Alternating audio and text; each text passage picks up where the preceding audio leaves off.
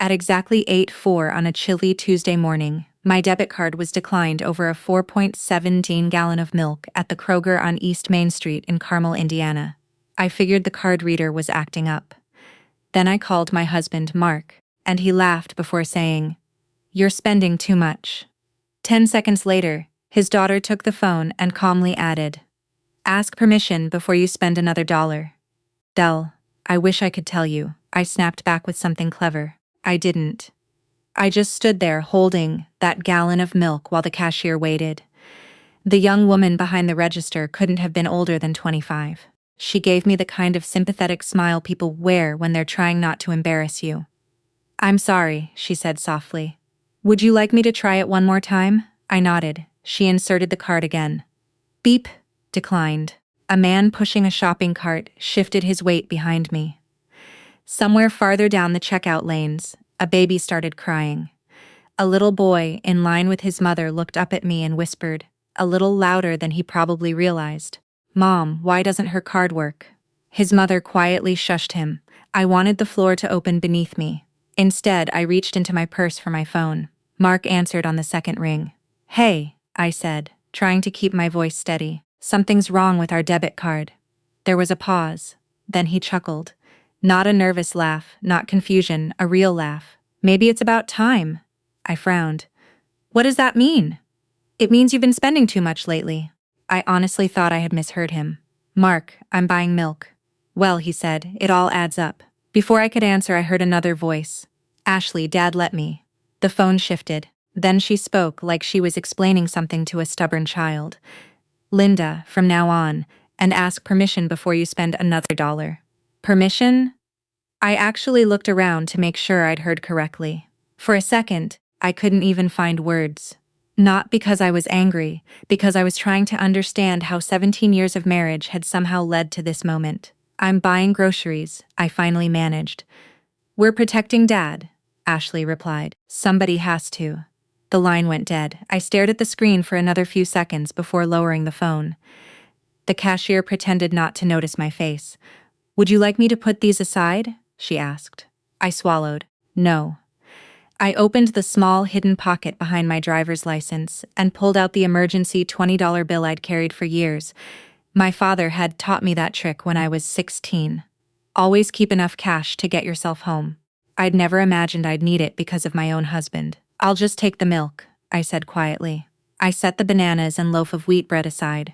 The total came to $4.17 plus tax. As I carried the bag to my car, the cold November wind hit my face harder than usual. I sat behind the steering wheel for almost a full minute without starting the engine. This couldn't be about money. It simply couldn't. Mark knew exactly how our finances worked. Or at least, I thought he did. When we married 17 years earlier, we'd both already lived full lives. We'd each buried a spouse, we'd each raised children. Neither of us was looking for another fairy tale.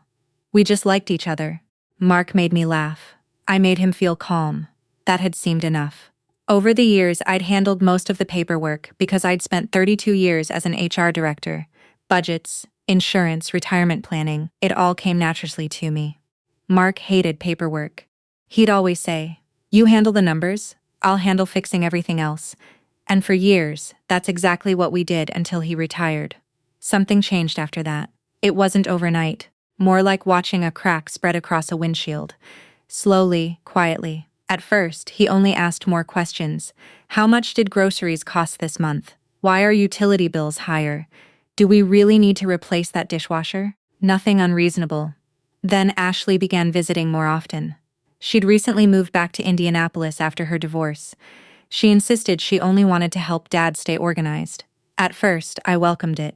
She organized filing cabinets, sorted mail, even offered to pay bills online. I thought she was trying to reconnect with her father. I never imagined she was quietly changing the way he saw me. I finally started the car. Home was only 12 minutes away. Instead of turning toward our subdivision, I drove straight through the next intersection, then another. Without really deciding, I found myself heading toward downtown Carmel. Rebecca Ellis's office sat on the second floor of a brick building across from the courthouse square. I'd known Rebecca almost 15 years. She'd handled my parents' estate planning after my mother passed. She looked up the moment I stepped inside. Linda? I forced a smile. It didn't fool her. She closed the folder she'd been reading. What happened? I sat down across from her desk. For several seconds, I couldn't speak. Finally, I whispered, I think my husband just let his daughter decide what kind of wife I deserve to be. Rebecca didn't rush to fill the silence. She simply handed me a box of tissues. I didn't take one. Instead, I opened my leather portfolio and slid several folders onto her desk.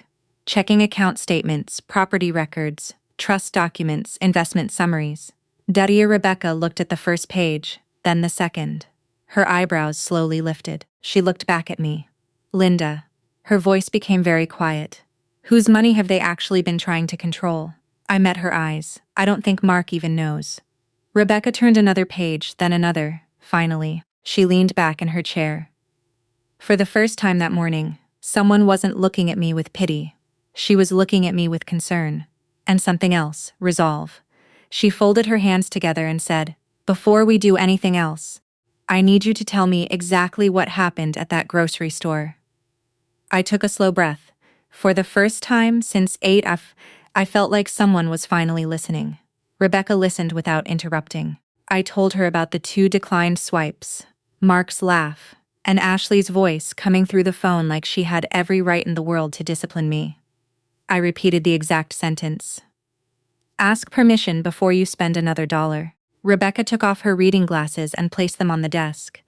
Did Mark tell you beforehand that he was restricting your access? No. Did you agree to it? No. Did Ashley have your permission to manage any account in your name? Absolutely not. Rebecca nodded once, then opened the first folder I had brought. She had the habit of going very still when she was concentrating. Her eyes moved down the pages while one finger followed the account numbers. This checking account is joint, she said. Yes, household expenses. And this savings account? Joint too. Mostly property taxes and home repairs. She turned to the next statement. But your pension deposit's here. My individual account. And the brokerage account is solely yours. Yes, the family trust? My parents established it before they died. She reached for the property record. And you bought the house in 1998, 8 years before I met Mark. Rebecca looked up. How much of Mark's money went toward the original purchase? None. Major renovations? I paid for most of them. He did some of the work himself. She nodded and continued reading. The truth was, I had always been careful about documentation. 32 years in human resources will do that to you. You learn quickly that memories get selective when money or pride enters the room. Still, seeing my life reduced to folders made my stomach hurt. The house, the pension, the trust, the brokerage account. They weren't symbols of wealth to me. They were years. Early mornings, missed lunches, caring for my parents while working full-time, sitting at a kitchen table after my first husband died, trying to calculate whether I could keep the house alone. Rebecca closed one file. Linda, they did not freeze everything. I know that now. They may not know that. I gave a dry little laugh. No, I don't think they do. Rebecca leaned back. Tell me about Mark's business. That caught me off guard. What about it? You said he had financial trouble before retirement. I looked toward the window. Outside, a delivery driver was unloading boxes from a white van. Ordinary life kept moving, while mine had stopped somewhere between the dairy aisle and this office. 5 years ago, 2 commercial clients didn't pay him, I said. One filed bankruptcy. The other dragged the invoice through court for almost a year. How much did he owe? Between suppliers, payroll taxes, and a line of credit, a little over $140,000. Rebecca's expression tightened. How did he resolve it? I looked down at my hands. I helped him. How much? Most of it. She waited. I used money from an investment account and refinanced a small portion against the house. We paid the IRS first, then his suppliers. I negotiated a reduced settlement on the credit line. Was that documented as a loan to him? No. Why not? Because he was my husband. The answer sounded foolish in a lawyer's office. Rebecca didn't criticize me. She just asked, Did Ashley know? I don't think so. Mark didn't want anyone to know how bad things had gotten. That was the part I had protected most carefully. Mark had always been proud of his work. He could walk into a half-finished room and see what it would become. He knew framing, drywall, electrical codes, every supplier in central Indiana. Men called him when they needed advice. Then his business nearly failed. He stopped sleeping, lost 15 pounds, started checking the mailbox before I could get to it, because he didn't want me seeing another notice. One night, I found him sitting in the garage with the lights off. "I can't fix this," he said. It was the first time I had ever heard him admit that. So I fixed what I could, not because he asked, because I loved him. And afterward, we never discussed it again. At the time, I thought that was kindness. Sitting in Rebecca's office, I began to wonder whether their silence had allowed him to rewrite the story. "Retirement was hard on him," I said. "Harder than he admitted." Rebecca gestured for me to continue. "For years, everyone needed him. Employees, customers, subcontractors. Then suddenly he was home by 10 in the morning with nowhere he had to be. At first, Mark attacked retirement like a home renovation. He cleaned the garage, rebuilt the deck stairs, organized every screw and nail into labeled bins. By the third month, the projects ran out. He started watching cable news until lunchtime. He gained weight around his middle and complained about his knees. Some mornings he stayed in the same flannel shirt until dinner. I tried to include him in financial decisions. That only seemed to make things worse. If I asked whether we should move money into a higher yield account, he heard, "You don't understand this." If I reminded him about an insurance deadline, he heard, "You can't handle anything anymore." Then Ashley moved back from Louisville after her divorce. At first, she came by for Sunday dinner, then twice a week, then almost every day. She knew exactly what to say to him. "Dad, you built a company from thing. Dad, you shouldn't have to ask Linda about your own money. Dad, she acts like you're one of her employees." I heard pieces of those conversations from the kitchen. When I confronted Mark, he dismissed it. "She's worried about me. She's stirring up trouble. She's my daughter, Linda." That sentence ended every discussion. Rebecca reached for her legal pad. "How much debt does Ashley have?" "I don't know exactly. A lot. Any evidence?" "She left a credit card statement on our counter 2 months ago. I wasn't snooping, it was open." "How much?" "Just over 26,000 on that card." Rebecca wrote something down. "She has others, at least 3, and a car she can't afford." "Has Mark given her money?" "Yes, small amounts," I thought. 500 here, 1,000 there." "From where?" I felt a cold pressure behind my ribs. "The household account." Rebecca's pen stopped. "How often?" "I don't know."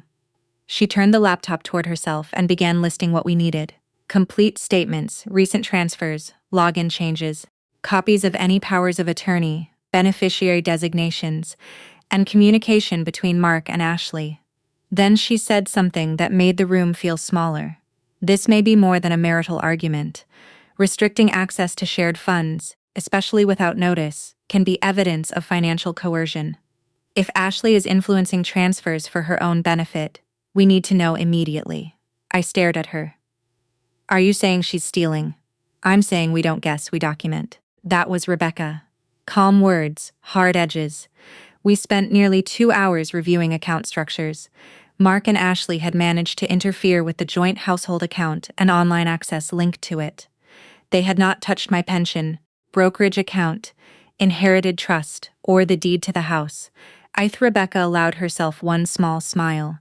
"They've been guarding the bird feeder while you still own the whole farm." Under different circumstances, I might have laughed. Instead, I thought about the man I had found in the dark garage 5 years earlier. The man I had protected. The man who now thought I needed permission to buy milk.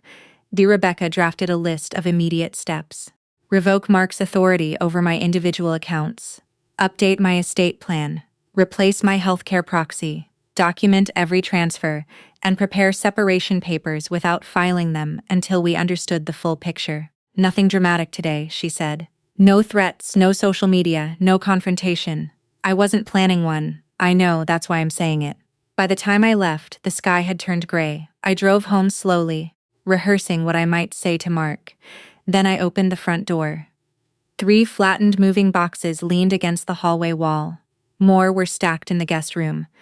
Ashley stood beside them with a black marker in her hand. She smiled as if we were planning a garage sale. "We're just getting ready," she said, "in case you decide to leave." Mark was sitting in the den. He heard her. He didn't say a word. That night, I lay awake beside him while he pretended to sleep. The red numbers on the clock moved from 1:17 to 2:03, then 3:26. On the dresser sat our wedding picture from 17 years earlier. Mark was thinner then. I had fewer lines around my eyes. We looked relieved more than romantic, like two people who had found safe ground after separate storms. I stared at that photograph and wondered whether I was about to destroy my family over a gallon of milk. Then I remembered Ashley's voice. Not the words themselves, the certainty behind them, and I understood something I had been avoiding. The milk had only shown me the door. They had been pushing me toward it for months. I barely slept. Every time I drifted off, I heard the checkout scanner beep, declined. Then Ashley's voice asked Permission? By 6:30 Wednesday morning, I was already dressed. Mark was in the kitchen pouring cereal. He glanced up when I walked in. Morning. His voice sounded almost normal, almost. I poured myself a cup of coffee without answering. He watched me for a moment. Still upset? I looked at him. Are you? He shrugged. I think you're making this into something bigger than it is. Bigger than what? The debit card. I set my mug down. It wasn't about the card. He sighed as though I were exhausting him. Ashley and I have been talking. I nearly laughed. I know. We're just trying to make sure we're careful with money now that I'm retired. Careful. That word bothered me more than I expected. We'd spent 17 years making financial decisions together. I'd never bought designer handbags, never collected expensive jewelry. Our vacations were usually weekend trips to Brown County or Michigan. I clipped coupons, compared insurance rates every year, packed leftovers for lunch. If anyone in that marriage had been careful with money, it had been me. I looked at Mark one last time. I'm going out. He nodded without asking where. That hurt more than I wanted to admit. Rebecca's office had already prepared most of the paperwork. She'd emailed me a checklist the night before. Bring identification, bring property records, bring retirement statements. Don't discuss legal matters with Mark. Don't answer emotional text messages. Simple, methodical, exactly what I needed. By 10, we were sitting inside the Carmel branch of Heritage Community Bank with Nancy Gomez, the branch manager Rebecca had known for years. Nancy was about my age, warm smile, gray streaks through dark hair. She spoke softly enough that nobody nearby could overhear. Mrs. Harper, she said. Rebecca explained the situation generally. Before we make any changes, I need to verify every instruction directly from you. She spent nearly 45 minutes reviewing documents. Nothing dramatic happened. No alarms, no security guards, just signatures, initials, identification, more signatures. We revoked every authorization I had voluntarily granted years earlier on my individual accounts. Nancy explained everything carefully. These updates won't appear immediately. I understand. Our processing department usually finishes by tomorrow afternoon. That's fine. Rebecca nodded approvingly. Everything about this process felt surprisingly ordinary. People imagine revenge as slam doors and dramatic speeches. Real life is paperwork. Real life is waiting.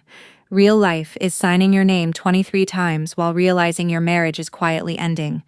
Instead of driving home, I went to my sister Carol's house in Fishers. Carol opened the front door before I even knocked. She took one look at my face. Oh, honey. She wrapped both arms around me.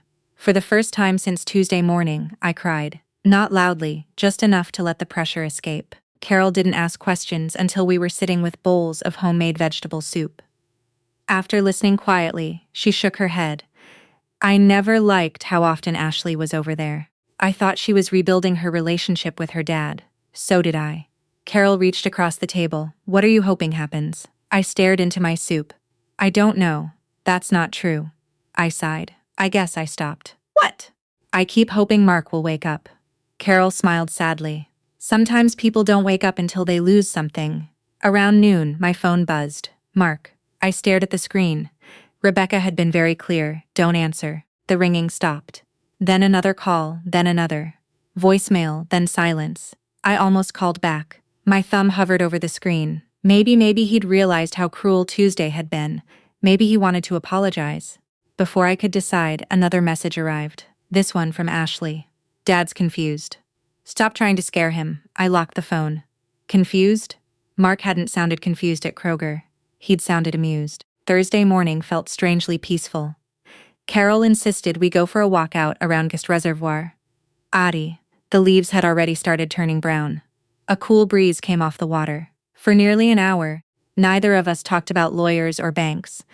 We talked about grandchildren, retirement, her tomatoes refusing to grow this year. Ordinary conversation. It reminded me that life was still happening outside my marriage. Around 3:30 that afternoon, my phone rang again. This time it was Rebecca. They've processed everything. So, it's done? The revocations are complete, I thanked her. Before I could put the phone away, another call appeared.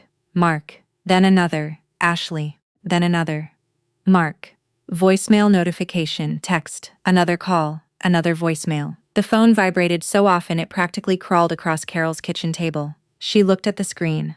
My goodness. I counted 14 missed calls, then 22, then 30. The number kept climbing. By 5:15 there were 41 missed calls. Neither of us spoke. Finally, Carol asked, "What happened?" Before I could answer, Rebecca called again. "This is exactly what I expected." "What do you mean?" "Nobody at the bank told Mark anything confidential." "So, why?" "He tried accessing one of your investment accounts online." I stayed quiet. "He couldn't," Rebecca continued. "Then he attempted to transfer money using the home equity line you allowed him to access years ago." My stomach tightened. "He couldn't reach that either." "He called the bank?" "Several times." "And?" "They simply confirmed his authorization had changed. Nothing more. No secrets, no private information. Just a very simple fact. The access he once had no longer existed." Rebecca lowered her voice. "Linda." "Yes? There's something else." I immediately heard it in her tone, not panic, urgency. "What is it?" She took a slow breath. "One joint savings account slipped through our first review." "The emergency account?" "Yes. About $38,000. Money we'd set aside over the years for unexpected home repairs and medical expenses. It's still jointly accessible." My pulse jumped. "So, Ashley," Rebecca finished the sentence. "If she convinces Mark to empty it before we file additional protections, they legally can." The room suddenly felt much cold. Carol had been listening from across the table. She already knew from my face. "Is it bad?" I nodded slowly. Rebecca spoke one last sentence before hanging up. "I've already started preparing the paperwork." "Can we stop them?" A pause. "I honestly don't know." That evening, I watched the sun disappear behind Carol's backyard trees. 41 missed calls. None of them apologized, none asked how I was. Every voicemail began the same way. "Linda, call me." "Linda, we need to talk." "Linda, answer your phone." Not one said, "I'm sorry." For the first time since this nightmare began, I realized something. Maybe I wasn't trying to save my marriage anymore. Maybe I was trying to save myself. Just as I was about to silence the phone for the night, Rebecca texted, "Be in my office at 8:30 tomorrow. We may still have one move left." I stared at the message, then at the dark screen reflecting my face. Tomorrow, the real fight would begin. Rebecca was already on her second cup of coffee when Carol and I walked into her office Friday morning. She didn't waste time. I filed for a temporary restraining order on the disputed savings account at 7:30. I let out a breath I didn't realize I'd been holding. "So, they can't empty it?" "Not without creating a much bigger legal problem for themselves." "What if they already tried?" Rebecca slid a printed document across the desk. "They did." I stared at it. A transaction record from the previous evening. Attempted transfer, $35,000. Status, declined. Pending restriction. I closed my eyes. Mark had actually tried. Maybe Ashley had convinced him. Maybe he'd done it willingly. At that moment, I honestly didn't know which possibility hurt more. Rebecca spoke gently. "I don't think this was about needing the money. No, it was about control." I nodded. For the first time in 3 days, I finally believed her. By lunchtime, my phone had gone strangely quiet. No calls, no texts, nothing. The silence almost worried me more. Around 1, Carol looked over from her kitchen table. "Frank called." I looked up. "Frank Donovan?" She nodded. "He still does that neighborhood cookout every November." "I know. He wanted to make sure we're both coming tomorrow." I almost laughed. "The last thing I need right now is a barbecue with Mark's friends." Carol smiled. I told him everything. "You did what?" He asked why you sounded upset earlier this week. And I wasn't going to lie. I rubbed my forehead. Carol, he already knows more than you think. Saturday afternoon arrived cold but sunny. Frank's backyard looked almost exactly as it had every November for the past 15 years. Portable heaters, folding tables, homemade chili, college football playing quietly on an outdoor television. Normally, I loved these gatherings. This year, every step toward the backyard felt heavier. People noticed me immediately. Some hugged me, others gave uncomfortable smiles. A few looked away altogether. Ashley had clearly been busy. Within minutes, I began hearing pieces of conversations. Heard she's leaving Mark, something about hiding money. Poor guy, just retired. I kept smiling. Not because I felt happy, because I refused to defend myself before anyone had actually asked me a question. Frank greeted me with a warm hug. I'm glad you came. So am I, although I wasn't completely sure that was true. About half an hour later, Mark arrived. Ashley climbed out of his truck first. She looked confident. Too confident. Almost like she'd rehearsed something. Mark looked exhausted. He hadn't shaved. His shoulders seemed lower than I'd ever seen them. For one brief second, our eyes met. He looked away first. We'd barely finished eating when Ashley stood beside the picnic table, holding a paper plate. She didn't raise her voice. She didn't have to. The entire yard slowly grew quiet. I just think families should know the truth. Frank frowned. Ashley. No, really. She turned toward me. My dad spent his whole life working. Several people nodded politely. And now she sighed dramatically. He's being abandoned because he's retired. I could actually hear Carol mutter, "Oh, Lord." Ashley continued. Linda froze him out financially. There it was. Exactly the story she'd been telling everyone. My father can't even access his own money anymore. A few people exchanged uncomfortable looks. Someone asked quietly, "Is that true?" I opened my mouth. Frank spoke first. Wait. He looked genuinely confused. What money? Ashley blinked. What do you mean? Frank scratched his head. I thought Linda handled almost everything. Ashley smiled tightly. Dad supported them. Frank stared at her. No. He looked around the yard. After the business almost went under. The conversation stopped. Completely. Ashley frowned. What business? Frank slowly turned toward Mark. You never told her? Mark's face lost what little color remained. Frank looked honestly surprised. I thought everybody knew. Nobody bespoke. Frank continued carefully. When Mark nearly lost his company, he looked at me apologetically. Linda kept it alive. Ashley laughed. That's ridiculous. Frank didn't react. I was there. He looked around the gathering. I helped Mark move equipment into storage while creditors were calling. People began listening much more closely. Frank pointed gently toward me. Linda negotiated with suppliers. He looked at Mark. She worked out the IRS payment plan. Another pause. She even refinanced her own house. Ashley stared at her father. Dad? Mark remained silent. Frank wasn't finished. When Mark needed knee surgery, he looked toward another neighbor. Remember? The man nodded. Insurance wouldn't cover everything. Frank smiled sadly. Linda paid that deductible too. Someone quietly whispered. I never knew. Neither had anyone else. Ashley looked completely lost. She turned toward Mark. Tell them. He didn't. Instead, he lowered his eyes. For 17 years, I'd protected his pride. I never corrected people when they assumed he'd rescued himself. I never mentioned the nights we spent balancing overdue invoices. I never told anyone I'd quietly cashed investments to save his business. Not because I wanted credit, because I loved him. Frank sighed. You know what the saddest part is? Nobody answered. He looked directly at Mark. You spent years pretending you rebuilt everything yourself.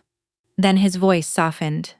When the truth is, your wife never once made you feel smaller for needing help. The silence that followed felt endless. Ashley suddenly looked at me differently. Not with kindness, with confusion, almost panic, because the story she'd built was collapsing. She tried one last time. So, she's still abandoning him? No. The voice came from behind us. Rebecca. I hadn't even realized she'd arrived. She walked calmly across the yard holding a folder. I stopped by because Linda forgot these. She handed me the folder, then looked politely toward the group. For everyone's peace of mind, she smiled professionally. The court approved a temporary emergency hearing next week. Ashley stiffened. Rebecca continued. Not about dividing property. She looked directly at Mark. only to determine whether financial authority was improperly exercised. Mark slowly closed his eyes. For the first time, he looked ashamed, not embarrassed, ashamed. Ashley reached for his arm. Dad. He quietly stepped away from her. Just one step, but everyone noticed, including me. As people slowly drifted back toward their conversations, Mark finally walked over. He stopped 6 feet away, close enough to speak, too far to touch. He looked older than he had just 1 week earlier. I didn't think his voice cracked. I know. No, he shook his head. I really didn't. I waited, maybe for an apology, maybe for an explanation. Instead, he whispered. Ashley said he couldn't finish. For the first time, I realized something heartbreaking. My husband hadn't just believed lies. He'd needed them to be true. Because believing them allowed him to stop feeling guilty about everything I'd sacrificed for him. Rebecca quietly touched my elbow. We should go. I nodded. As we walked toward the parking area, Rebecca leaned close. Tuesday isn't the final hearing. I know. But it may become the day your husband finally hears the truth. I looked back once. Mark was standing alone beside Frank's old maple tree. Ashley was talking. He wasn't listening anymore. For the first time in months, he was completely alone with his own conscience. The hearing was scheduled for the following Thursday morning. 6 days, that was all. Not 6 months, not 6 years. Just 6 days that somehow felt longer than our entire marriage. Rebecca warned me not to expect a dramatic courtroom scene. This isn't a divorce trial, she reminded me as we walked through security at the Marion County Superior Court in Indianapolis. It's a temporary hearing, I know. The judge isn't deciding who gets what, I know. Today is about one question. What question? She looked at me. Whether someone crossed a legal line. That sounded simple enough. It wasn't. Courtrooms are much quieter than television makes them seem. No dramatic music, no shouting lawyers. Mostly people waiting, papers shuffling, doors opening and closing, the occasional cough. When our case was called, Mark was already seated at the opposite table. Ashley sat beside him. She looked tired, not frightened, just exhausted. For the first time since this all began, she avoided looking directly at me. Mark looked older than I'd ever seen him. His navy blazer hung loosely across his shoulders. He'd lost weight. Or maybe guilt simply makes people appear smaller. The judge entered. Everyone stood. Judge Ellen Brooks looked to be in her late 60s, calm, confident, the kind of woman who had probably heard every family story imaginable. She greeted both attorneys politely. Then the hearing began. Rebecca spoke first. She didn't exaggerate. She didn't attack Mark. She simply built a timeline. Your Honor, Mrs. Harper voluntarily granted her husband access to certain financial accounts over many years for convenience. She placed several exhibits before the court clerk. These authorizations were based upon trust. She paused. Not ownership. Judge Brooks nodded slightly. Rebecca continued. Without notifying Mrs. Harper, access to the household account was altered. She presented printed bank records. Mrs. Harper's debit card was declined while purchasing groceries. She handed another document forward. Following that incident, Mr. Harper and his adult daughter informed Mrs. Harper she would need permission before spending money. Rebecca pressed a button on her tablet. The courtroom speaker quietly played a saved voicemail, Mark's voice. Linda, call me. Then another, Ashley's. Stop making this harder than it has to be. Rebecca didn't linger on them. Instead, she displayed screenshots of text messages. One of them read, ask permission before you spend another $1. The courtroom became very still. Mark's attorney stood. He wasn't aggressive. In fact, he seemed uncomfortable. Your Honor, this is a misunderstanding between spouses regarding budgeting after retirement. Judge Brooks nodded politely. Go on. My client recently retired. Household expenses became a concern. Rebecca didn't interrupt. Neither did I. The attorney continued. There was never any intent to deprive Mrs. Harper of financial security. Judge Brooks looked towards Mark. Mr. Harper, he stood. Yes, Your Honor. I also have a few questions. Of course. She glanced down at her notes. When your business experienced severe financial difficulty 5 years ago, Mark swallowed. Sighs. Did your wife assist you financially? A long pause. Yes. Were those funds gifts? Yes. Did she require your permission before helping you? No. Judge Brooks turned another page. When your tax obligations became overdue, Mark stared at the witness stand. Did your wife negotiate payment arrangements?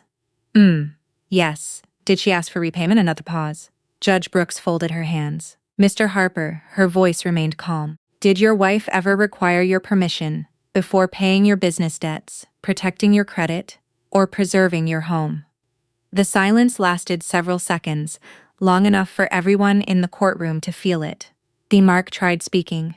Nothing came out. Finally, no. Judge Brooks nodded once. Thank you. Ashley suddenly leaned toward her father's attorney. He whispered something back. She looked frustrated. Then she raised her hand slightly. Your Honor. The judge stopped her immediately. Miss Harper. Ashley froze. You are not a party to this action. Yes, ma'am. You will remain silent unless directly questioned. Ashley slowly sat back. For the first time, she looked nervous. Rebecca called Nancy Gomez from the bank. Nancy testified by video. She explained exactly what had happened.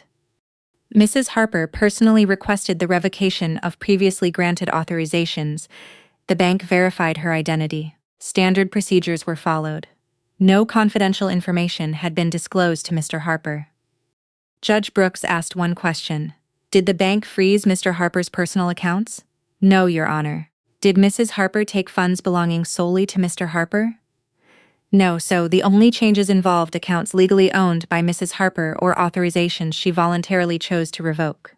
Correct, simple, clear, impossible to misunderstand. Then Rebecca introduced one final document, the attempted transfer from the joint emergency savings account. $35,000, time-stamped. One day after my debit card had been declined. Judge Brooks looked directly at Mark. Were you aware this transfer was being attempted? Mark hesitated. Yes. Whose idea was it? Another silence. This one felt even heavier. Finally, Ashley suggested moving the money. Did you question why? His voice broke. No. Judge Brooks leaned back in her chair. I appreciate your honesty. Then she spoke carefully. This court is not determining the ultimate division of marital assets today. She looked toward both attorneys. Today's purpose is far narrower. She signed several documents. The temporary order restoring Mrs. Harper's exclusive authority over her separate property is granted. Another signature. The disputed joint savings account shall remain protected pending further proceedings. One more signature. Neither party shall interfere with the other's separately owned financial assets until the matter is fully resolved. She looked at Mark one final time. Marriage requires trust. Then at me. So does financial partnership. Court adjourned. Outside the courthouse, reporters weren't waiting. No television cameras. Just ordinary people walking down the courthouse steps. Exactly the way real life usually works. Rebecca, her briefcase. You did well. I hardly said anything. Sometimes restraint says more than speeches. She was right. Mark slowly walked toward me. Ashley remained several yards behind. Neither of us spoke for a few moments. Finally, he looked up. His eyes were red. I've been trying to remember what? The last time Ashley and I talked about money without mentioning you.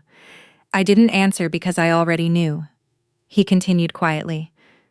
I think somewhere along the way, his voice cracked. I stopped seeing what was actually happening. I believed him. That didn't erase what he'd done, but I believed him. Rebecca gently touched my arm. We should leave. I nodded. As we reached the parking garage, my phone buzzed. One new voicemail. Mark. I almost deleted it. Instead, I pressed play. For several seconds, there was only breathing. Then he quietly said 7 words. I never meant to humiliate you, Linda. The message ended. I stood there staring at my phone. The apology I'd wanted for over a week had finally come. Strangely, it didn't make me feel victorious. It just made me realize how much had already been lost. 3 months later, my divorce was finalized. People often imagine the end of a marriage as one dramatic moment, a slammed door, a signed decree, someone walking away without looking back. The truth was much quieter. The paperwork arrived in a large brown envelope on a Tuesday afternoon. Rebecca called to let me know everything had been filed. The judge signed the settlement this morning. Is that it? She smiled through the phone. That's it. I thanked her, hung up, and sat at my kitchen table. Not the kitchen in the Carmel house. That house had already been sold. This was a smaller townhouse in Fishers, only 15 minutes from Carroll. 2 bedrooms, a tiny patio, enough space for me, no more, no less. I poured myself a cup of coffee and looked around. The place still smelled faintly like fresh paint. Most of the furniture came from my old house. My mother's quilt lay folded neatly across the sofa. My first husband's rocking chair sat beside the window. Some memories deserved to stay. Others had finally been packed away.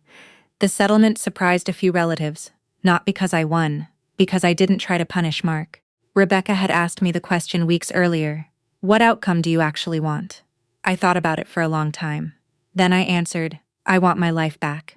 Not revenge, not humiliation, just peace." The court recognized what had always been true. The house remained mine because I'd purchased it years before our marriage. My parents' trust remained untouched. My retirement account stayed with me. The jointly owned savings account was divided fairly. Mark kept his truck, his tools, and the retirement funds that belonged to him. No one walked away rich. No one walked away ruined. It wasn't a victory. It was a boundary. One that should never have been crossed in the first place. About a month after everything was finalized, Carol convinced me to volunteer with the Hamilton County Senior Resource Center. They're looking for someone to teach budgeting classes. I spent 32 years in HR. Exactly. So, every other Wednesday morning, I found myself sitting in a community room with a dozen retirees. Some were recently widowed. Some had adult children helping with finances. Some simply wanted to learn how to avoid scams. One morning, a woman named Denise raised her hand. She looked to be in her 70s. What if the person controlling your money is family? The room became very quiet. I smiled gently. "The first thing you do," I paused, "is tell someone you trust." She nodded slowly. Then she whispered, "I wish I'd done that sooner." After class, she hugged me. I thought I was the only one. I realized then that my story had never been unique. That was the heartbreaking part. I heard about Ashley through mutual friends. She eventually filed for bankruptcy. Apparently, the credit card balances had become impossible to manage after Mark stopped helping her. Oddly enough, I didn't feel satisfied. For weeks, I'd imagined that hearing she'd lost everything would make me feel vindicated. It didn't. Mostly, I felt tired. She'd spent so much energy trying to control money that had never been hers. In the end, she'd lost something far more valuable: her relationship with her father. Mark rented a small apartment on the north side of Indianapolis. Frank checked on him every week. Carol occasionally mentioned how quiet he'd become. He hardly talks anymore. I wasn't surprised. Some lessons don't arrive all at once. They settle in slowly, like winter. One Saturday morning in early spring, my phone rang. It was Mark. I stared at his name for almost a full minute before answering. "Hello, hi." His voice sounded different. Not defeated, just softer. "I know I don't have the right to ask for anything." I waited. "But would you have coffee with me?" I almost said no. Instead, I heard myself ask, "When?" We met at a small coffee shop in Noblesville, the kind with old wooden floors and homemade cinnamon rolls. He was already there when I arrived, standing waiting. When he saw me, he smiled politely. Not the easy smile I'd known for years, a nervous one. We ordered coffee. Nothing else. For several minutes, we simply watched people come and go. Finally, Mark spoke. "I've replayed that morning at Kroger 1,000 times." I looked down at my cup.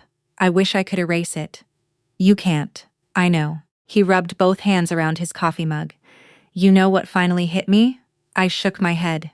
"It wasn't Ashley that surprised me. I made my own choices." He sighed. "I kept blaming her because it hurt less than blaming myself." Neither of us spoke for a while. Then he quietly continued. "When I retired, he searched for the right words. I stopped feeling useful." I listened. "You were still solving problems," he smiled sadly. "You always had a plan." "I'd spent my whole life fixing things." He nodded. "And I suddenly couldn't fix anything." Outside the window, a young father helped his little daughter climb out of a pickup truck. Mark watched them. I think I confused being in control with being respected. That sentence stayed with me, because I knew exactly when it had happened. Not when Ashley moved back, not when he retired, long before that. Little by little, decision by decision, until one day he'd forgotten that marriage wasn't about keeping score. I took one slow sip of coffee. "It was never about 4.17 cents. He nodded. "I know. It was about the moment you stopped seeing me as your partner." He looked down. I did. Another long silence. Then he looked back at me. "I'm sorry. This time, I believed him completely. Forgiveness, however, isn't the same thing as rebuilding. Some bridges can be repaired. Others become reminders of where not to cross again. I reached across the table, not to hold his hand, just to gently touch it for a second. I hope you find peace, Mark. His eyes filled with tears. You too. I stood first. He didn't ask me to stay. He didn't ask for another chance. That told me he'd finally understood. Respect can't be demanded, trust can't be controlled, and love certainly can't survive where permission replaces partnership. A few weeks later, I stopped by that same Kroger on East Main Street. I wasn't thinking about the past. I just needed groceries, milk, bread, bananas. I smiled when I noticed the price of the gallon of milk had gone up. I placed it in my cart anyway. The cashier scanned everything. I inserted my card. Approved. She handed me the receipt with an ordinary smile. Have a day. You too. I walked out into the sunshine carrying one small grocery bag. It looked like the simplest thing in the world. Maybe it was. Looking back now, I realized that morning at the checkout lane didn't end my marriage. It revealed what had already been happening for a long time. Sometimes life doesn't change because of one big moment. Sometimes it changes because an ordinary Tuesday finally shows you the truth you've been trying not to see. If you've ever had to choose between keeping the peace and keeping your self-respect, I hope you chose yourself, or that one day you will. Thank you for spending this time with me, and I hope our paths cross again soon. I wish you'd never been my mother. My daughter didn't whisper it. She didn't say it in anger behind closed doors. She said it loud enough for every person at the table to hear. For a second, the clinking of forks stopped. Conversations from nearby tables faded into the background. Even the waiter carrying a tray of wine glasses froze halfway between us and another booth. I looked at Emily. She was 36 years old, wearing the emerald green dress I'd helped her pick out a week earlier. Ryan sat beside her with one arm draped across the back of her chair, staring at me without saying a word. Not surprised, not embarrassed, almost satisfied. I folded my linen napkin and laid it beside my untouched slice of birthday cake. Then I stood. If that's how you feel, I said quietly, then live as if you never had one. Nobody moved. I picked up my purse, walked through the dining room, and stepped into the warm June evening outside Cooper's Hawk Winery and Restaurant in Carmel, Indiana. The keys to the silver Mercedes SUV were already in my hand. I unlocked it, climbed inside, and drove away. Less than 3 minutes later, my phone buzzed. Bring my car back, or I'm calling the cops. I read the message while sitting at a red light on East 146th Street. Then I locked my phone. I never answered. Looking back now, people always ask me whether that was the moment everything changed. The truth is everything had been changing for years. I just refused to see it. My name is Margaret Collins. Most people call me Maggie. I'm 61 years old, widowed. And until that birthday dinner, I would have told you I had a wonderful family. Not perfect. No family is. But I honestly believed we loved one another enough to work through anything. Apparently, I was the only one who believed that. My husband Tom died 8 years earlier after a short fight with pancreatic cancer. 40 years together. He used to joke that I balanced every checkbook in Hamilton County before online banking made it easy. I spent nearly 3 decades working my way up from a teller to vice president at a regional bank in Indianapolis before retiring. Numbers always made sense to me. People, not nearly as much, especially when those people were your own children. After Tom passed away, Emily became my whole world. I'd tell myself she still needed me. Maybe she did. Or maybe I needed to believe someone still did. By the time she married Ryan, I'd already helped pay off her student loans. When they struggled to buy a home after Lily was born, I stepped in again. When Emily's old SUV broke down on Interstate 465 during a snowstorm with my granddaughter in the back seat, I bought her the Mercedes. She cried when I handed her the keys. I'll pay you back, Mom, I smiled. There'll be plenty of time for that. Funny how those words kept coming back. There'll be plenty of time. There never was. The birthday dinner had started beautifully. Emily had invited 15 people. Ryan's parents, my younger sister Carol, 2 cousins, a few close friends. Even Lily, my sweet 8-year-old granddaughter, sat beside me coloring on the kids' menu until her chicken tenders arrived. For the first hour, everything felt normal. We laughed about old family vacations. Ryan ordered another bottle of wine. The waiter brought out appetizers. Emily hugged me after opening the pearl earrings I'd bought her. "I love them," she said, and I believed her. Then Ryan started making jokes. "So, Maggie," he said with a grin, "have you decided which one of us gets the lake house someday?" A few people chuckled politely. I smiled without answering. "It isn't really dinner conversation." Ryan shrugged dramatically. "I'm just saying estate planning saves everybody headaches." Emily laughed. "So true." I changed the subject. I asked Lily about her softball season. She proudly told everyone she'd hit her first double. The conversation moved on. Or so I thought. 20 minutes later, Ryan leaned toward me again. "You know," he said, swirling his wine, "if you helped us refinance now, we'd probably save enough interest to finally redo the kitchen." Emily nodded. "It would make things easier." "I've already helped quite a bit," I said gently. Ryan smiled. "You've always said family helps family." "I have, so what's one more signature?" I looked at him. No, I didn't raise my voice. I simply said no. Ryan leaned back in his chair. The smile disappeared. Emily stared at me. "What do you mean no?" "I mean exactly that." She crossed her arms. "You know, we'd never ask unless we needed it." "I know, so why won't you help?" "Because sometimes helping isn't actually helping." Ryan let out a quiet laugh. "There it is." Emily looked confused. "There. What is the control?" I blinked. "I'm sorry." Ryan shook his head. "Everything always comes with strings." I turned toward Emily. "I've never asked for anything in return." Ryan spoke before she could answer except gratitude. The table fell silent. Emily suddenly pushed her chair back a few inches. "You know what?" she said, her voice shaking. "I'm tired of this, Emily." "No, Mom. I'm tired of feeling like you get to decide everything because you have the money. I've never, you always have." People around us shifted uncomfortably.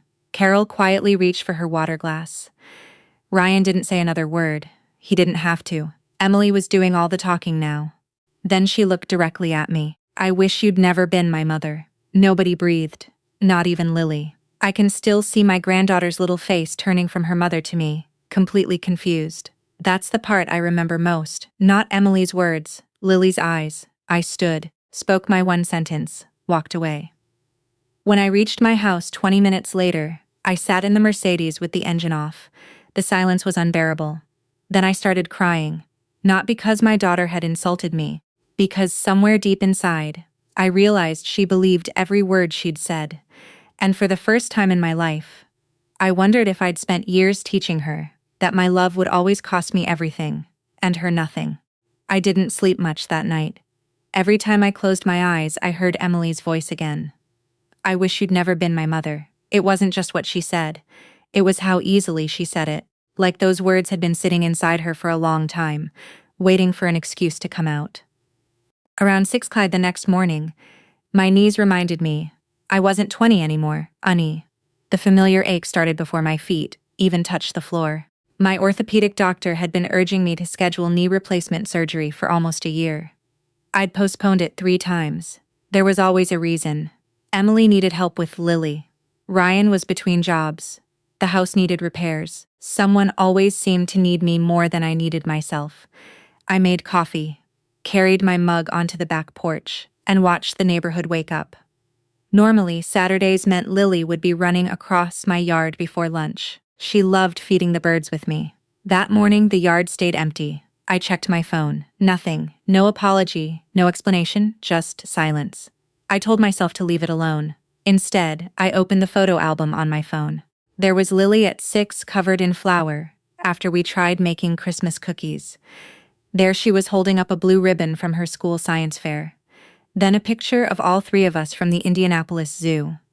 Emily was smiling in that one. A real smile. Looking at those pictures made me wonder where we'd gone wrong.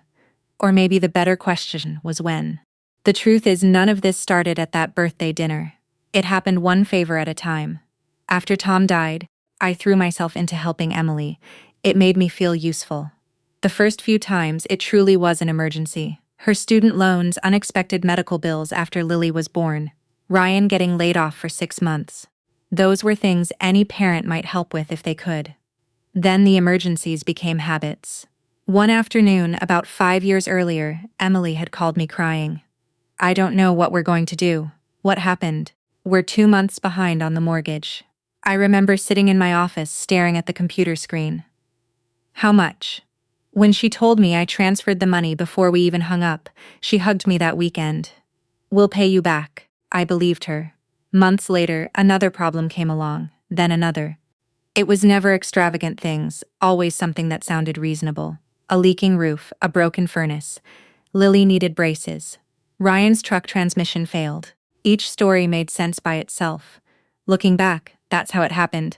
Not one huge mistake, hundreds of little ones. The Mercedes had been different. That wasn't because Emily asked.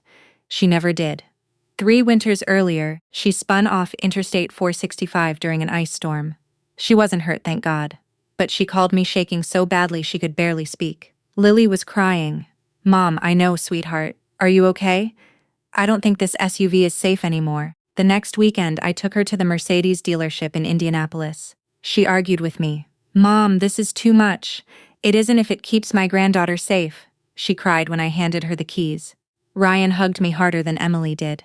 Now, I wondered whether he'd been thanking me or calculating what else he could eventually get. Late Monday morning, I received a text. Not from Emily, from Lily. It was only 6 words. I miss you, Grandma. Love you. A few seconds later, another message appeared. It disappeared almost immediately. Someone had unsent it. My stomach tightened. Had Emily taken the phone away or Ryan? I stared at the screen for several minutes before putting the phone down. That hurt more than the birthday dinner.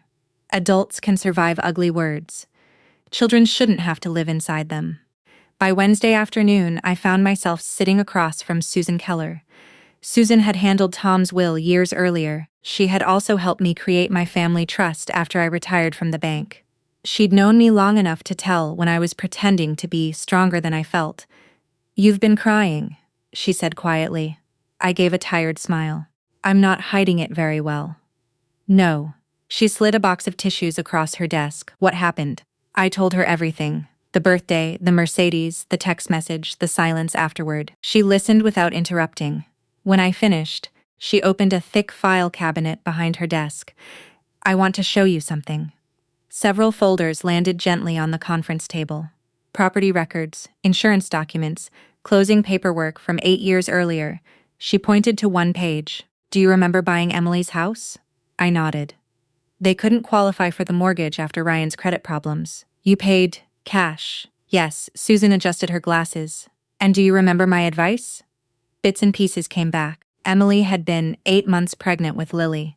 She'd been exhausted after signing what felt like 50 different documents. Susan had suggested placing the home inside my family trust until Ryan's financial history was further behind him. It protected the property while giving Emily and her family complete use of the home. At the time, everyone agreed, including Emily. Susan looked directly at me. You never promised to give her that house. No. You promised she'd always have a place to live. There was a difference, one I'd stopped seeing years ago. Susan folded her hands. Maggie, are you asking me how to punish your daughter? I shook my head immediately. No, then what are you asking? The answer surprised even me. I think I'm asking how to stop disappearing. Susan smiled sadly. That's a much healthier question. For the first time since the birthday dinner, I didn't feel angry. I felt something much harder. I realized I'd spent years protecting my daughter from the consequences of her choices. And in doing that, I may have helped create the woman who believed I owed her everything. I carried Susan's folder home and left it on my kitchen table. For 2 days, I walked past it without opening it again. Every time I looked at those papers, I heard Emily's voice from the restaurant. I wish you'd never been my mother. Then I heard another voice.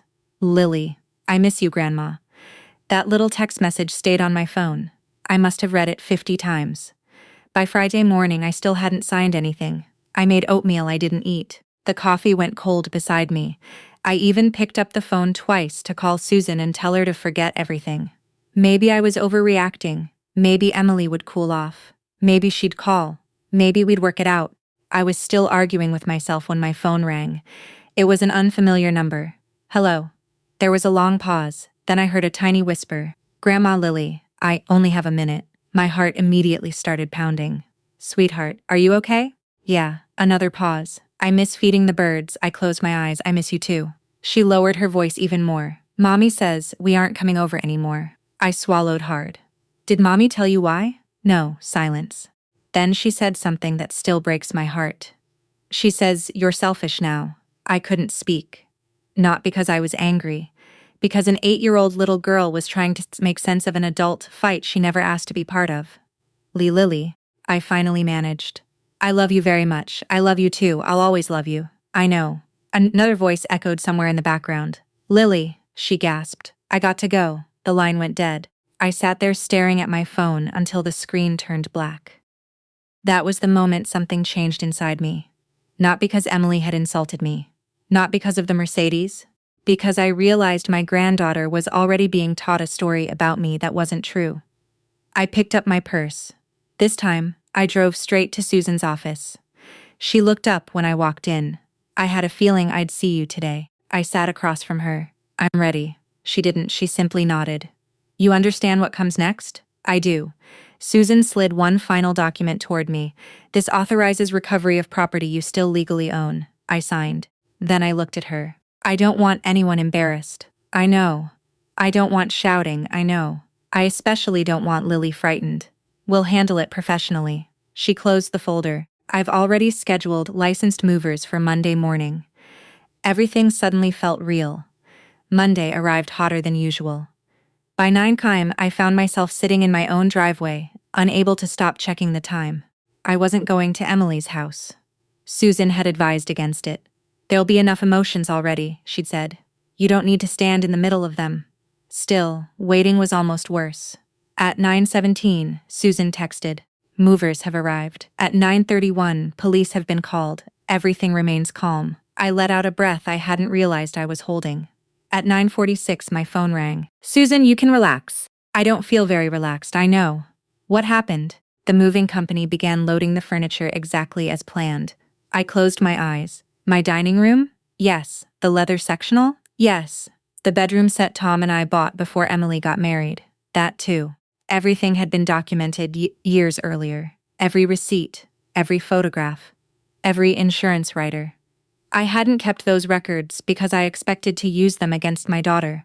I'd kept them because I'd spent 30 years in banking. Old habits die hard, Susan continued. Ryan demanded the mover stop. I'm guessing they didn't. They asked him to speak with me. I could almost picture it. Ryan standing in the driveway trying to charm everyone, then trying to intimidate them when charm failed. And the police? They reviewed the paperwork. What did they say? Susan chuckled softly. Exactly what I expected. She cleared her throat. This appears to be a civil matter. Ownership of the listed property has been documented. No one was arrested. No dramatic handcuffs. Just facts. Sometimes facts hit harder than anger. Around noon, my neighbor Diane called. I hope you don't mind me asking. Asking what? I was driving past Emily's neighborhood after my dentist appointment. I knew what she was going to say. I saw the moving truck. So did everyone else. I almost called you. You just did. She hesitated. I've known you 20 years, Maggie. Yes, you must have had a very good reason. That sentence caught me off guard. She hadn't judged me. She hadn't asked what I'd done wrong. She assumed I hadn't reached this point lightly. I did, I said quietly. I figured. That afternoon, another text appeared from Emily. This one was much longer. How could you humiliate us like this? Lily was crying. Friend says, you've lost your mind. If Dad were alive, he'd be ashamed of you. I read every word. Then I looked at the framed photograph of Tom sitting on the bookshelf. He was smiling, fishing pole in one hand, coffee mug in the other. I knew exactly what he would have said. Enough is enough, Maggie. I set the phone down without replying. An hour later, Susan called again. I found something you need to see. What is it? It isn't about the furniture. Her voice had changed, more serious. Several months ago, Ryan applied for a home equity loan using Emily's address. I frowned. So, he listed himself as the owner. My stomach tightened. Was he? No. The bank denied the application because the property belongs to your trust. I gripped the edge of my chair. For the first time, I'd stopped thinking this was simply about an ungrateful daughter. Someone had been trying to take control of property that never belonged to him. And suddenly, the birthday dinner looked a lot less spontaneous than I'd believed. For 2 days after Susan told me about the failed home equity loan, I couldn't think about anything else. Ryan hadn't just assumed the house would someday belong to him. He'd already tried to borrow against it, without telling me, without even telling the bank the truth. The more I replayed every conversation we'd had over the last few years, the more little things started making sense. His sudden interest in my retirement accounts, the questions about my will, the jokes about planning ahead. None of them had been jokes. They'd been fishing expeditions. Susan called Thursday morning. "I have something else," I sighed. "I'm almost afraid to ask. You remember the occupancy agreement Emily signed before Lily was born?" "Of course." I sent Ryan's attorney a copy after the moving company finished, and he responded. I waited. He requested mediation before we move forward with terminating the right to occupy the property. I wasn't surprised. Going before a judge would expose too much. Did he say why? Susan hesitated. He claims Emily had no idea the house wasn't legally hers. That sentence hit me harder than I expected because I believed it. Emily had signed stacks of paperwork 8 years ago while she was exhausted, swollen, and counting down the days until Lily arrived. She trusted me. She trusted Susan. Most of all, she trusted Ryan to understand the financial details. Maybe she never looked at another document after that day. Maybe she honestly believed she'd been living in a house that already belonged to her. For the first time since the birthday dinner, I wondered just how much Ryan had kept from her.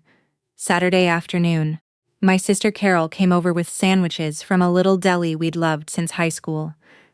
She set the bag on my kitchen counter and looked around. "The house feels too quiet, I've noticed." She poured us each a glass of iced tea before sitting across from me.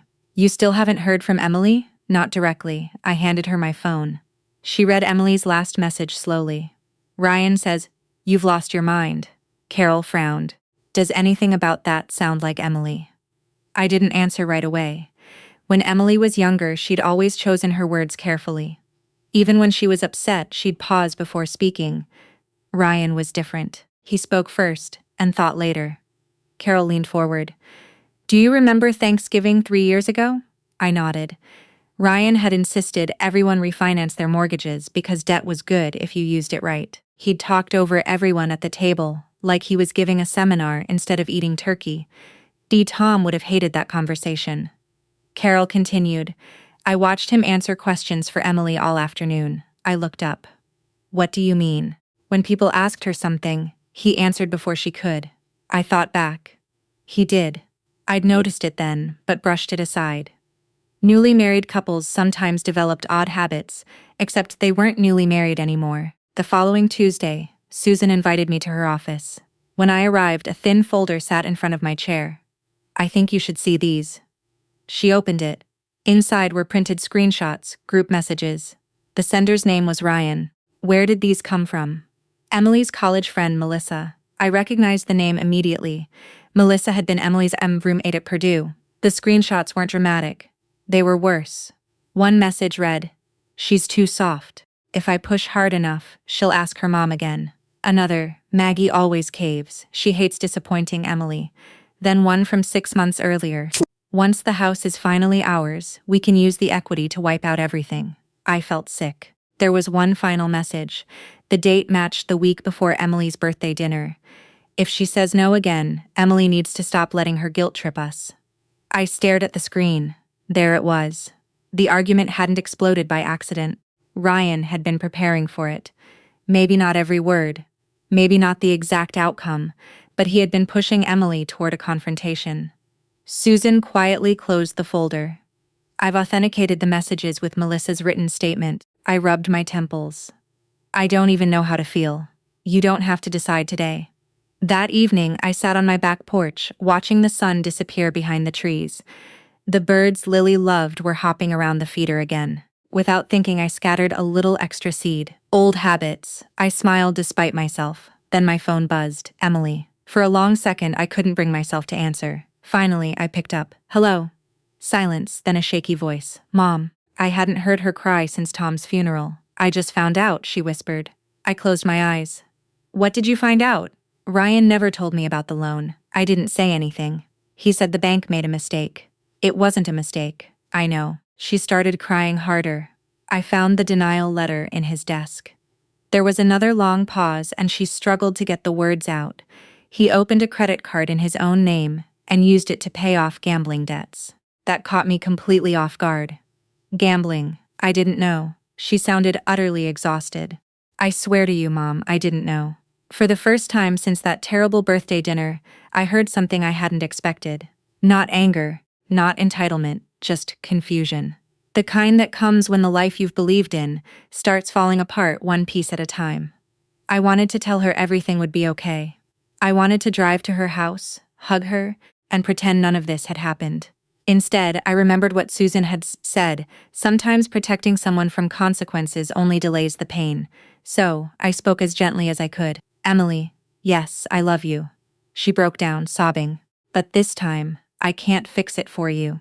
She didn't argue. She didn't hang up. She just cried quietly while neither of us knew what the future would look like. When we finally ended the call, I realized something important. For the first time in years, Ryan wasn't speaking for my daughter anymore. The mediation was scheduled for the following Wednesday. Susan warned me it wouldn't look anything like the courtroom dramas people watched on television. No judge, she said as we walked into the conference room. No jury, just both sides, their attorneys, and a neutral mediator. That sounded fine with me. I wasn't looking for a spectacle. I just wanted the truth to stop hiding. The conference room overlooked downtown Carmel. A long walnut table filled the center with leather chairs arranged neatly around it. A pot of coffee sat untouched in one corner. Ryan and Emily were already there when Susan and I walked in. Ryan looked tired, but not defeated. His expensive navy suit was perfectly pressed, and he still wore the confident smile I'd seen so many times before. Emily looked like she hadn't slept in days. Her eyes were swollen. She didn't look at me. The mediator, a gay-haired attorney named Charles Benton, greeted everyone politely before explaining the rules. Today isn't about punishment, he said. It's about resolving the legal issues before they become a lawsuit. I nodded. Ryan leaned back comfortably. As long as everybody's reasonable. Susan didn't respond. She simply opened two thick binders and placed them on the table. I recognized them immediately. One held the trust documents and the other contained everything else. Years of receipts, insurance records, bank transfers, property inventories, photographs. Every piece of paper I'd saved, simply because I'd spent most of my career believing documentation mattered. Today, it did. Charles invited Ryan's attorney to begin. A younger man named Eric smiled politely. My clients believe there has been a misunderstanding regarding ownership of the residence.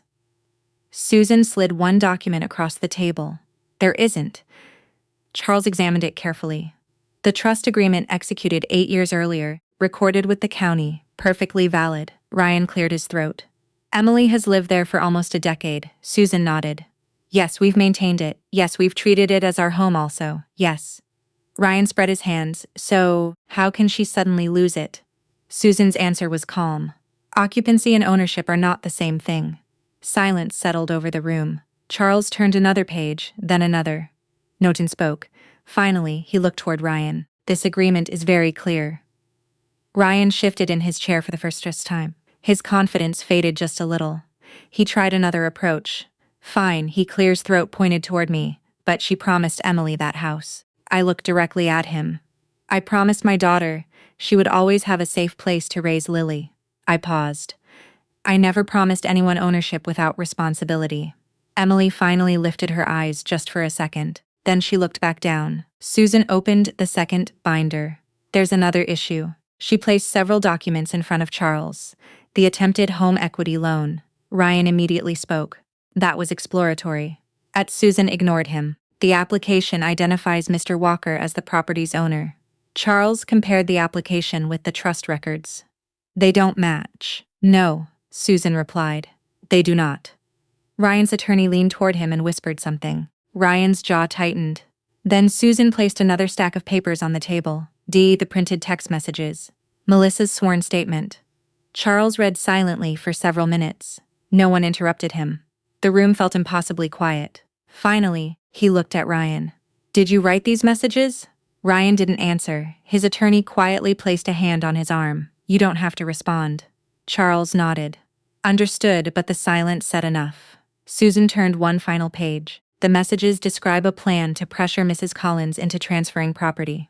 Ryan finally snapped. "Oh, come on!" His chair scraped loudly against the floor as he stood. "Everybody asks family for help." "This wasn't help," Susan replied evenly. "It was manipulation." Ryan pointed at me. "She controlled Emily for years. Before I could answer, someone else did." No, every head turned. Emily was standing. Her hands trembled, but her voice didn't. "No," she repeated. Ryan stared at her. "Emily, you told me Mom was hiding things. I was protecting us. You told me the house was basically ours already. It should have been. You told me she only said no because she wanted us begging." Ryan took one step toward her.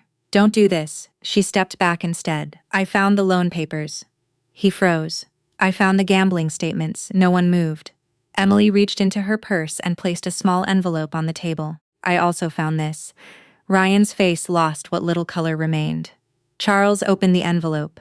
Inside were several casino players' club statements, thousands of dollars, repeated visits over many months. The room became so quiet I could hear the air conditioner humming overhead. Ryan looked around desperately. "You don't understand." Emily shook her head. No, a tear rolled down her cheek. "I finally do." She turned toward me. For the first time since my birthday dinner, she met my eyes without anger. "I'm so sorry, Mom." I felt every emotion I'd been carrying for weeks rise all at once. Relief, heartbreak, love, grief. I wanted to walk over and hug her. Instead, I stayed where I was. Because this moment wasn't about rescuing her. It was about letting her stand on her own.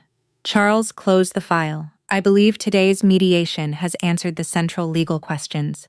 Ryan's attorney quietly leaned over. "We should discuss settlement." Ryan looked around the room one last time. No one was standing beside him anymore.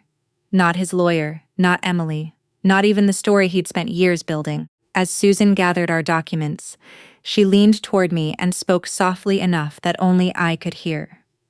"You did the hardest thing a parent can do." I looked through the conference room window at the bright Indiana afternoon. "What was that?" She smiled gently. "You finally stopped confusing love with surrender." For the first time in weeks, I believed my family still had a chance. It just wasn't going to be the family Ryan had tried to create. It took almost 11 months before Emily and I sat across from each other again. Not in a lawyer's office, not at a mediation table, just a quiet little cafe in downtown Noblesville, where we'd eaten breakfast years before Lily was born. I arrived early. Old habit. I ordered coffee and watched people hurry past the windows. When the bell above the front door chimed, I looked up. Emily stood there holding her purse with both hands. She looked thinner, not unhealthy, just lighter somehow, like someone who'd been carrying a heavy load for a long time and had finally put it down. She walked over slowly. "Hi, Mom." "Hi, sweetheart." Neither of us knew whether to hug. After a slightly awkward second, she stepped forward. So did I. We held each other for a long moment. When we finally sat down, neither of us spoke right away. Then Emily smiled weakly. "I've practiced this conversation about 100 times. So have I." She laughed through tears. I figured. The waitress brought our coffee, and after she walked away, Emily reached into her purse. "I wrote something." She handed me an envelope. I wasn't sure I'd be able to say it. Inside was a handwritten letter. 6 pages. I read every word while she stared out the window. She admitted she'd ignored warning signs because believing Ryan was easier than questioning the man she'd married. She apologized for letting him speak for her. She admitted she'd started expecting my help instead of appreciating it. One sentence made me stop reading for a moment. "I kept thinking you were taking things away from me. I never realized how much you'd already given." By the time I reached the last page, my eyes were full of tears. I folded the letter carefully and slipped it back into the envelope. "You didn't owe me this." "I did. No." I reached across the table and squeezed her hand. "You owed yourself the truth." She nodded quietly. Life looked very different now. Ryan had agreed to a divorce rather than fight over debts that were clearly his own. The mediation documents and financial records had left very little room for argument. Emily moved into a modest 2-bedroom townhouse a few miles from Lily's school. It wasn't fancy. The furniture didn't match. She'd found most of it at estate sales and local thrift stores. When she proudly showed me the place for the first time, she smiled. I paid for every piece myself. I can tell. She laughed nervously. Is that a compliment? It absolutely is. For the first time since she was a young woman, she wasn't building a life with someone else's money. She was building it herself. The house remained exactly where it had always belonged, inside the Collins family trust. Not because I wanted control, because I'd finally learned that protecting something for the next generation sometimes meant saying no to the current one. Emily understood that. Now, one Saturday afternoon, while Lily and I planted tomatoes in my backyard, Emily walked over carrying 2 glasses of lemonade. I've been thinking, that can be dangerous, I teased. She rolled her eyes exactly the way she used to when she was 16. I deserve that. She handed me a glass. When the trust eventually passes someday, I interrupted her. Someday is hopefully a very long time away. She smiled. I know. Then she surprised me. I don't want you changing anything. I looked at her. The trust. She nodded. Leave it exactly the way it is. I searched her face. You mean that? I do. She watched Lily laughing as dirt covered her gardening gloves. I'd rather Lily inherit stability than expectations. I don't think she'd ever said anything that made me prouder. The Mercedes was another story. A few months after the divorce was finalized, Emily drove it into my driveway. She climbed out and handed me the keys. I can't keep this. You don't have to give it back. I know. She smiled. But I want to. We sold it together the following week. Neither of us wanted the reminder. After taxes and fees, there was still enough money left to start something new. Susan helped us create a college investment account for Lily. Both Emily and I contributed, not equally, together. That difference mattered. One cool October evening, Lily and I sat on the back porch feeding the birds again, just like we used to. She leaned against my shoulder. Grandma. Yes, are you and Mommy okay now? I smiled. We're getting there. She thought about that. Sometimes Mommy cries. I know, but she smiles more. I looked toward the garden where Emily was picking tomatoes we'd planted together. So do I. Lily slipped her small hand into mine. I'm glad. Children don't need perfect families. They need honest ones. That may have been the biggest lesson any of us learned. Looking back, people still ask if I regret standing up from that birthday table. I always give the same answer. I regret waiting so long. Love isn't measured by how much you're willing to give away. Sometimes it's measured by the courage to finally draw a healthy boundary and trusting the people you love to grow because of it. If this fictional story reminded you of someone who's had to choose between keeping the peace and protecting their self-respect, I'd love to hear your thoughts in the comments. And if you enjoy grounded family dramas with hopeful endings, thank you for reading and following along.